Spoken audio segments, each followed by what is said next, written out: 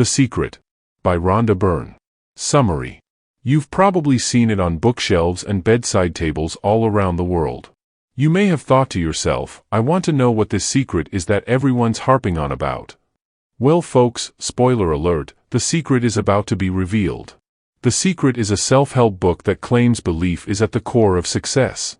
By delving into the law of attraction, Rhonda Byrne explains how we can use the power of positive thinking to achieve whatever we visualize for our future. The secret that's revealed is the so-called law of attraction, which suggests that what we think translates into reality. The law is based on the notion that, like attracts like, where we attract what we emit through energy. In essence, it's the boomerang effect, where what we send out comes back to us. According to author Rhonda Byrne, the mind is our most powerful attribute. For better or worse, our thoughts don't just influence our reality, they ultimately govern it. So if you want to invite more positivity into your life, then The Secret might be just the book you're searching for. Or, perhaps, it's searching for you. Byrne explores how the law of attraction applies to money, health, relationships, as well as how we relate to the world and ourselves. Briefly, we'll explore the law of attraction, how to use it in our lives, and some tips for the journey ahead. The Secret revealed. Whatever we think and feel is what we'll attract to ourselves. The law of attraction is a pseudoscientific theory, which states that what we think and feel determines what we'll attract in life. Thinking about good health and wealth will attract these very things, causing them to manifest in our lives. However, conversely, fretting over worst-case scenarios counter-intuitively brings these negative fears closer to realization. According to Byrne, the law of attraction is based on quantum physics, where, like attracts like, and the energy we attract depends on what we emit. The mind is like a magnet, emitting and receiving frequencies to and from the universe. Each thought sends out a signal, which in turn gathers similar frequencies. Here's how our author experienced the power of the law of attraction firsthand. Byrne was at a stressful point in her life. Her father had recently died, and work and relationships were demanding. During this time, she came across a book called The Science of Getting Rich, dating back to 1910. The Science of Getting Rich unpacks this crucial notion of attraction, which piqued Byrne's interest. She linked this to the thinking of Ralph Waldo Emerson, philosophers such as Plato, and various religious references. As this started to impact her own life, she decided to travel to America. In America, she persuaded 52 teachers of this philosophy to be part of a movie, which ended up being called The Secret. Her experience of the events that led to the movie's production felt like a magnetic pull between what she had envisaged and how the entire process came together over 7 weeks. According to our author, our mind is amazing, it generates our thoughts, and our thoughts create the world we live in. We have such a powerful tool at our disposal, which gives us the ability to make changes that we might not think possible. With this in mind, how do we apply The Secret to our own lives? Well, as it turns out, it's pretty simple. Ask, believe, receive. The key to manifest our dreams lies in a 3-step process: ask, believe, and receive. First, we have to define what we want clearly, and then ask for it. Vague questions get vague answers, or as Byrne puts it, when our request isn't specific, the signal will be confused, and the frequency attracts mixed results. A vague wish such as, I want to be rich, isn't going to cut it. There's no precise measure of when you'll achieve this goal.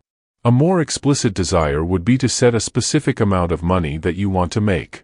This sense of precise clarity worked for actor Jim Carrey. In 1995, Jim Carrey earned $10 million for his lead role in Dumb and Dumber. So what, you might ask? Well, 10 years before that, he wrote out a $10 million check to himself as a future payment for his acting skills, dated it for 10 years later, and kept it in his wallet. To put this first step of clear definition into practice, Byrne suggests taking a leaf out of Carrey's book and writing down what we desire. We should write it in the present tense, and from a perspective of gratitude. For example, write, I'm grateful to have X doing this emits a positive frequency. Lastly, as most parents might empathize, don't nag the universe. According to Byrne, repeated asking shows that we doubt the order we placed, which sends mixed energy signals to the universe. This brings us to the second step. We need to believe that the universe will give us what we ask for. However, according to our author, believing is by far the hardest step. To help us along, Byrne encourages us to tap into the power of positive visualization. She reminds us that visualization was part of the secret to success for many of the world's great inventors. She points out that the Wright brothers could imagine the airplane they wanted to build, and then brought it to life. How do we tap into this power of visualization? Here are 2 methods. Focus on moving images. So instead of just focusing on what the kitchen of your dreams might look like, imagine yourself cooking and socializing in it. Byrne also suggests that we create a vision board. Pin images of all the things you desire onto a corkboard, and place it in an area where it's clearly visible. And it's not enough to just go through the motions. It's vital to believe our wish is on its way from the moment we ask for it. Then we should let go and allow the universe to work things out independently. Ongoing worry will only emit negative energy. Instead, faith and confidence send strong positive signals to the universe. The final step is to receive. Receiving involves acting as if we have that which we've asked for. So if it's a car you want, act as if you've already bought it. Make plans for where you'll want to go or where you'll park it. These actions send out positive energy to the universe. Visualize what it'll be like, and use mantras such as, "I'm receiving all the good in my life now." Imagine how you'll feel once you have your heart's desire or once you've accomplished your goal. Now that you're in on the secret and how to use it, let's look at some tips for the journey ahead. Remember that the law of attraction only works if we work. The law of attraction only works when you think in positives, not negatives. How often do your thoughts start with, "I don't"? As in, I don't want to be late, I don't want to fail, or I don't want X to happen. It's easy to spend our days preoccupied with the thoughts of what we don't want to happen, as opposed to what we hope for.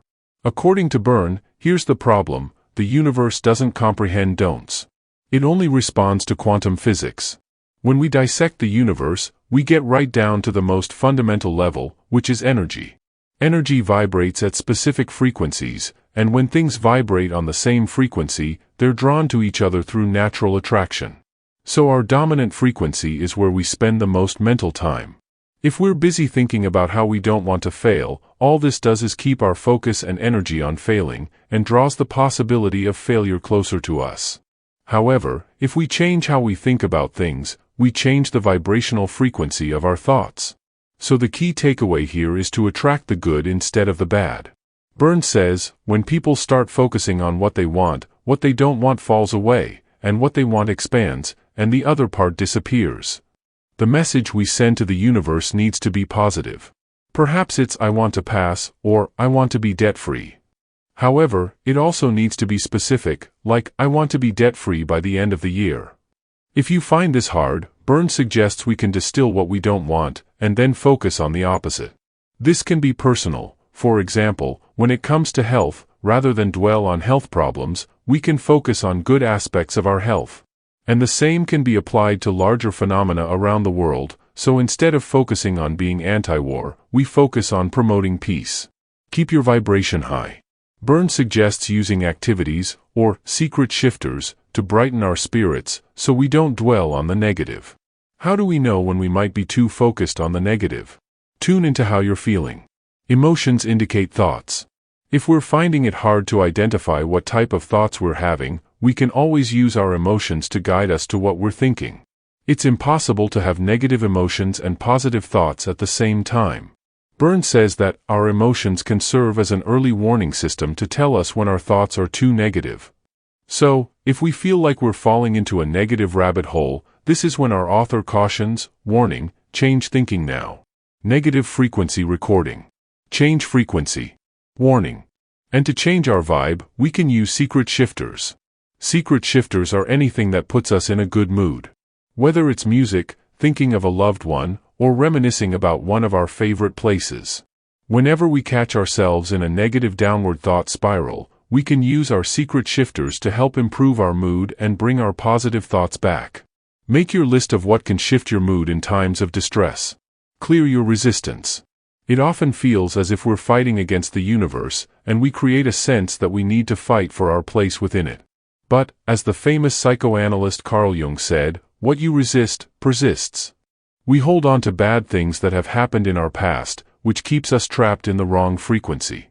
To move away from this, we need to hold on to what we want, loosen the control of our negative thoughts, and open up the future we desire, by remembering what the secret holds out for us.